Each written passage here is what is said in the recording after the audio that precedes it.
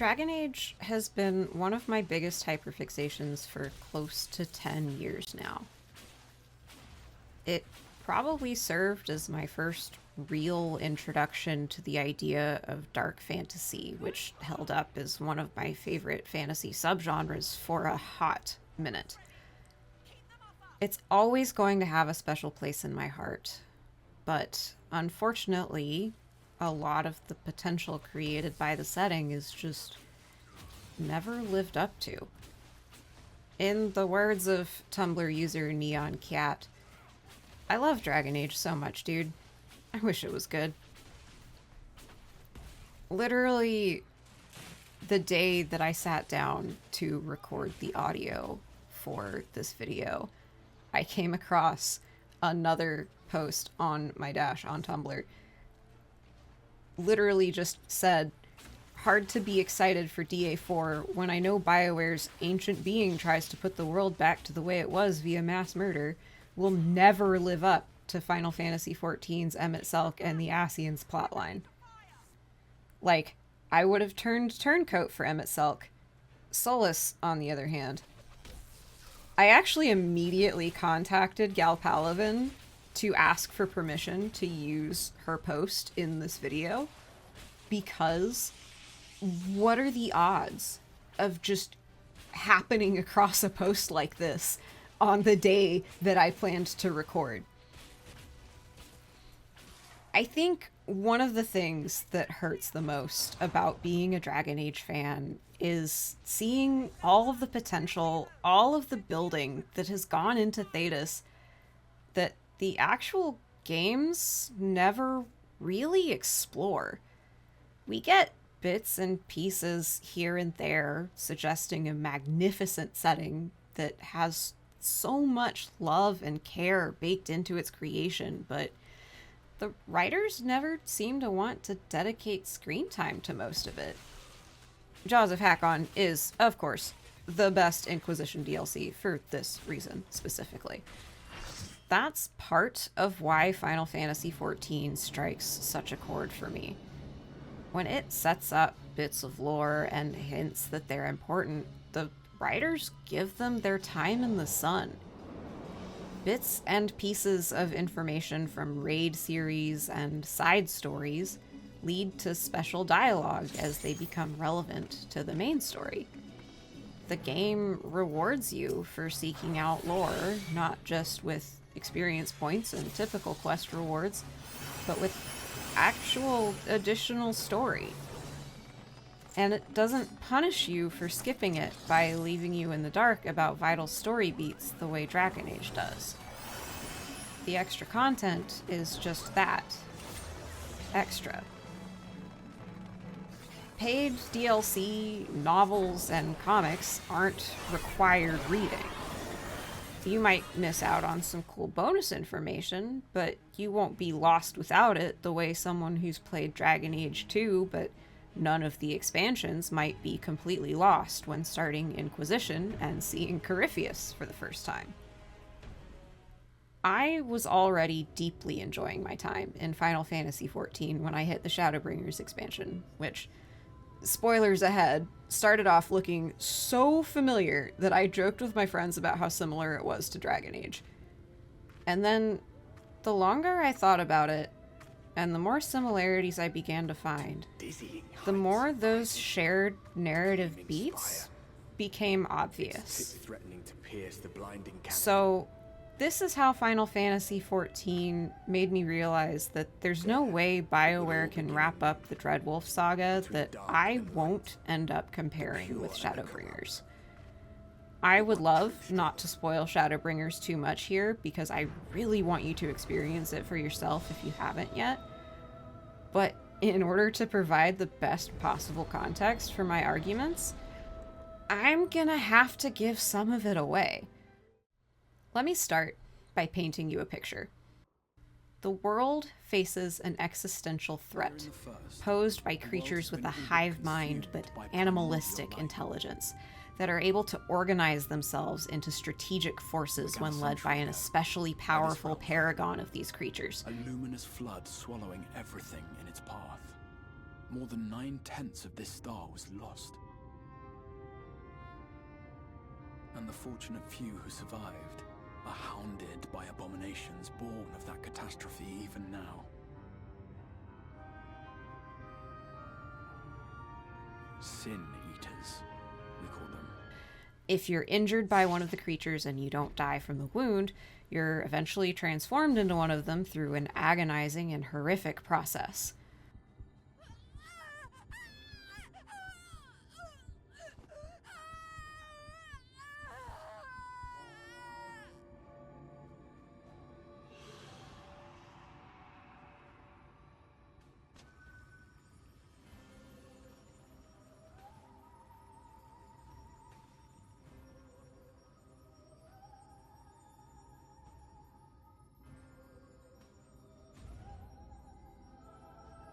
Culling the individual creatures can only go so far, because as long as the paragon figures exist, the innate problem doesn't go away.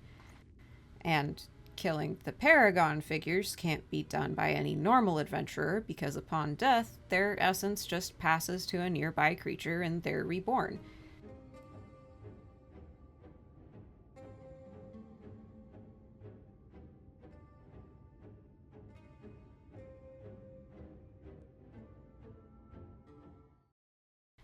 Of course, our hero possesses some kind of special magical MacGuffin that lets us destroy the monstrous paragons and bring the creatures to their knees, albeit at the cost of their own life.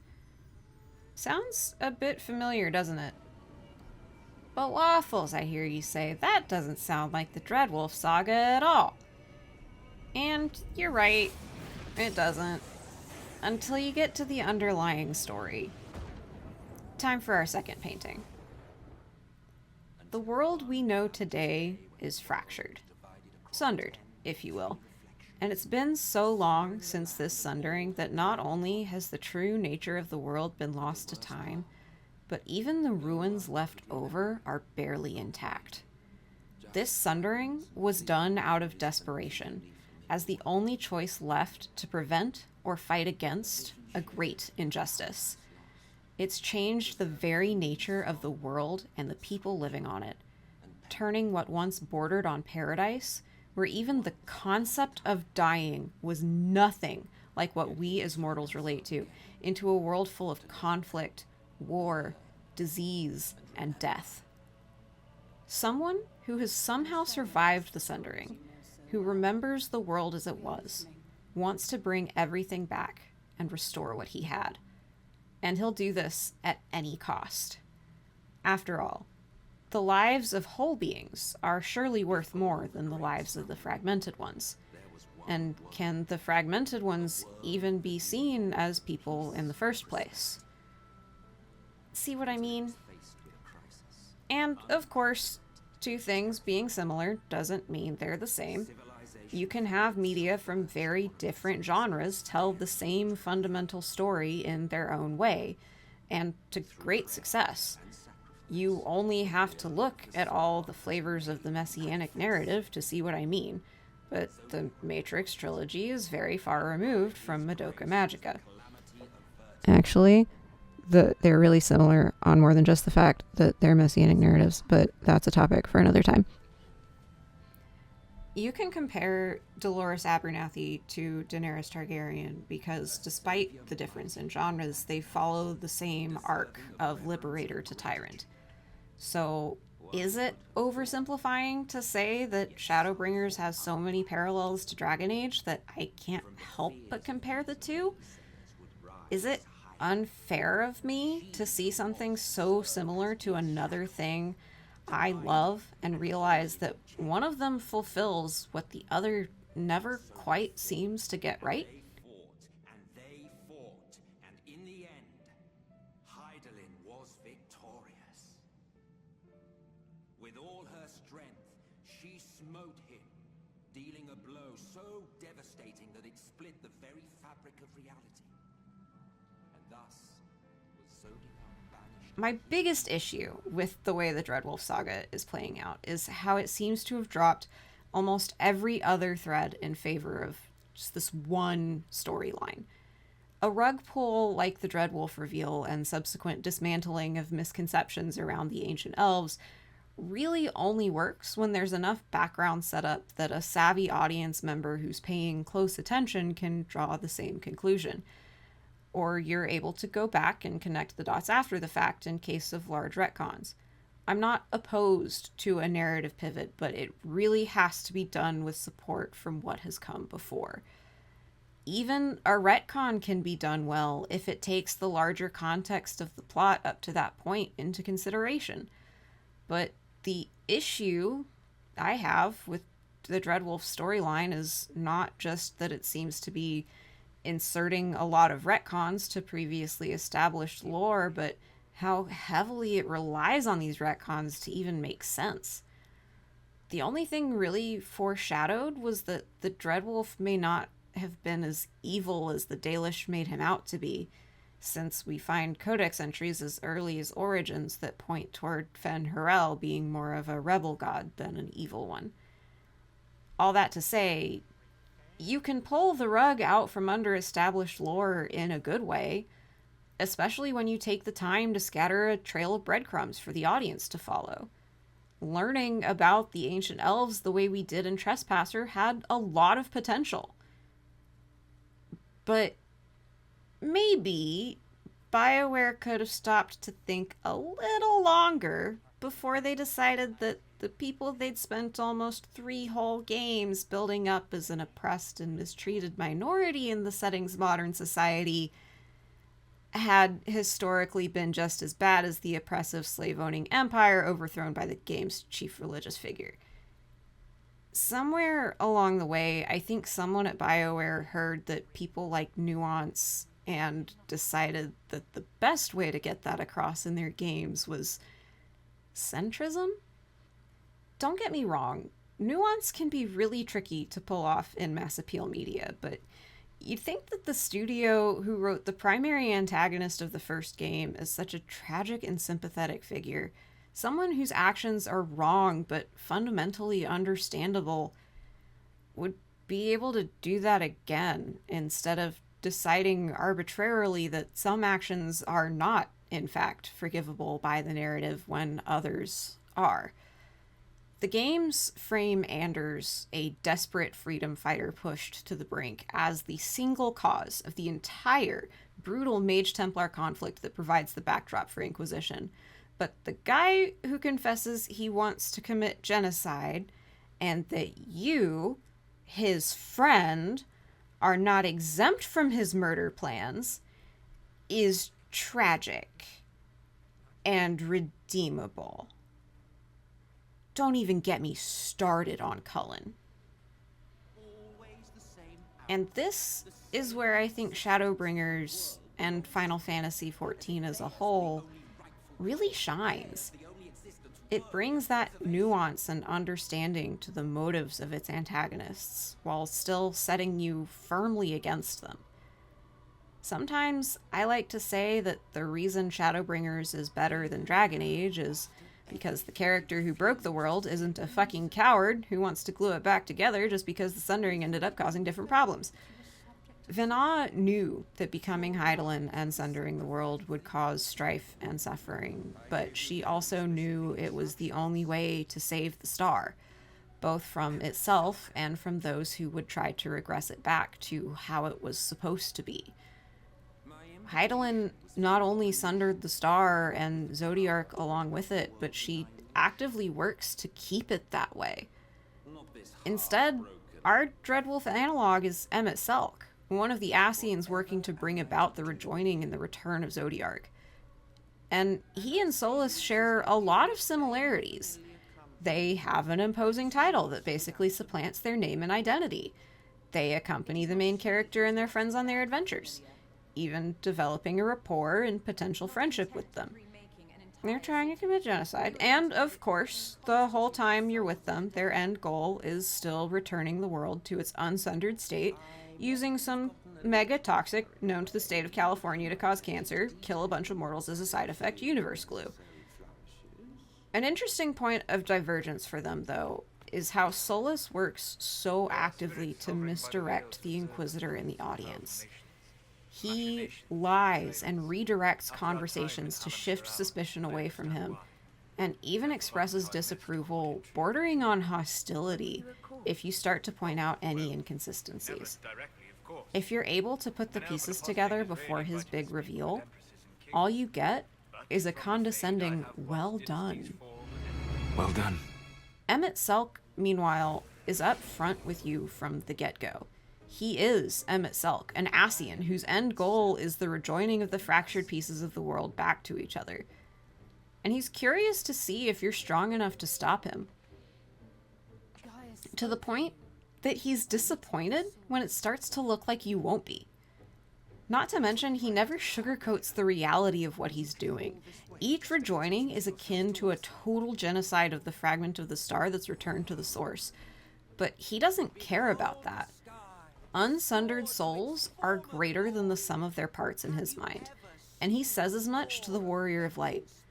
Solus just acts sad that he has to kill so many people.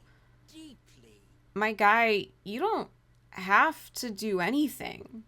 The world is actively becoming a better place, partly thanks to the influence of your friends, and mass fucking murder to bring it back to how things were before you fucked it up isn't going to fix anything. Murder is murder, my dude.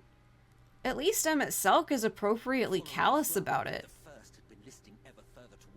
One of the most compelling areas in the storyline of Shadowbringers is the one with the most parallels to the Trespasser DLC, Amarot.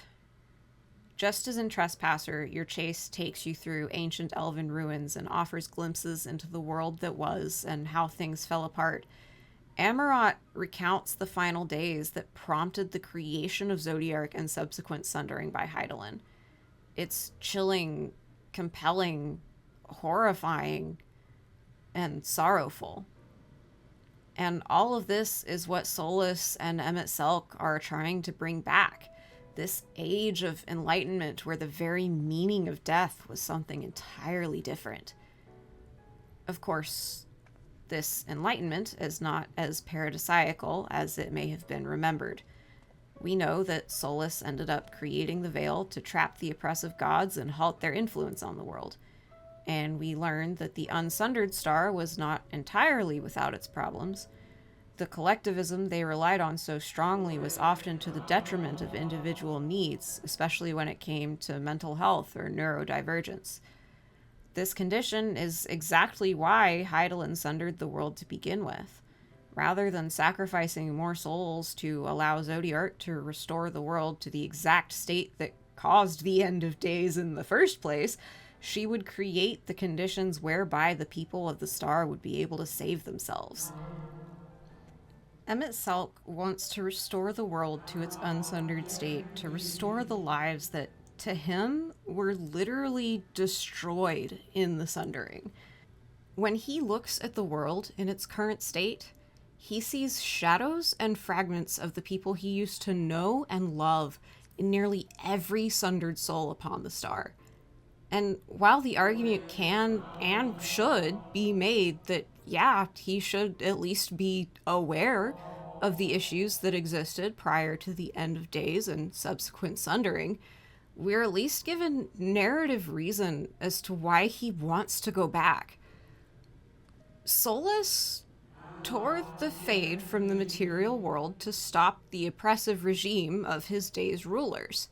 His rebellion wasn't going as planned, and one of his friends was killed, so he summoned immense magical power to separate magic from the material. He then proceeded to isolate himself and basically take a nap for a couple millennia while the consequences of his actions percolated. And then, when he woke up, he decided that because the world didn't become a magical, egalitarian paradise after he literally did an apocalypse, this version was worse, and things would be better as they had been. Never mind the fact that the world is getting better. Progress is slow but not non-existent. The world is bad and people suffer, but there are still good people who are trying to change that. But none of this matters to Solus and his plan. Didn't anyone tell this guy no take-backsies? What kind of compelling motive is, I don't like how the world turned out when I did this thing, so I'm just gonna re-destroy it to undo my mistake? By all means, it's fine for a villain's motives to be this poorly thought out and irrational, but it just doesn't stand up when the antagonist is supposed to be a sympathetic figure the narrative tries to get you to root for. Vena never wanted to become Hydaelyn or Sunder the Star. She tried to convince the rest of her people of what needed to be done to fend off the end of days, that it wasn't praying to Zodiark or longing for a lost paradise free of war and conflict. And she knew that if they didn't listen, the only way to truly save the star from its fate was to shatter it. So let there be no way back. From that temptation, I sunder us.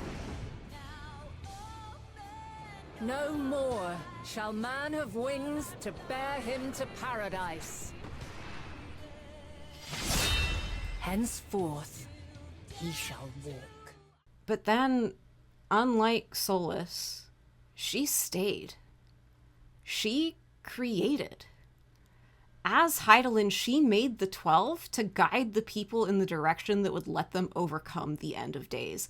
She made the Loperates and an entire fucking backup plan if it turned out the end of days couldn't be overcome. And she fought tooth and fucking nail to keep the Ascians, her own people, from enacting their rejoining.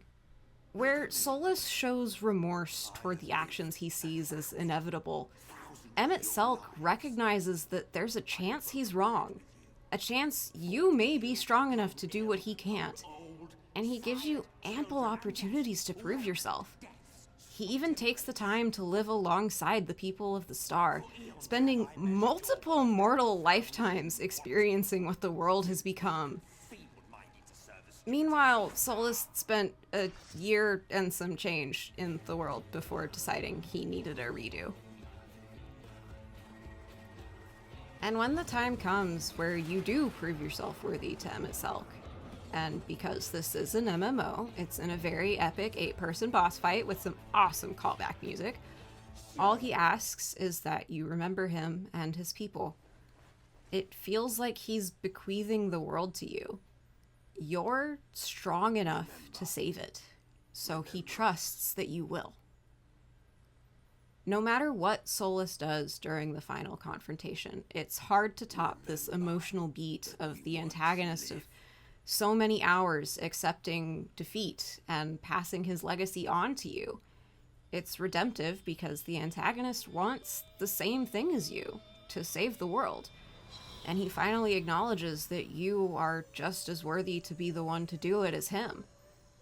And it's sad because you know he won't be around to see what you make. But it still feels good to defeat him and have him concede this task to you. When he asks you to remember him, it feels like you at least owe him that much. I know I won't be able to avoid comparing the two no matter how hard I try. And I can't help but feel like BioWare is going to leave me disappointed. Do I still love Dragon Age? Yeah, of course. Alistair is one of my first video game husbands, and Origins is still one of the best RPGs I've ever played. I'll never not be compelled by the story of Dragon Age 2, and I'm an Anders girly for life. I'll probably still buy and play Veilguard when it comes out, and I'll probably still love a lot of the companion characters, and the voice acting, and a lot of things about it.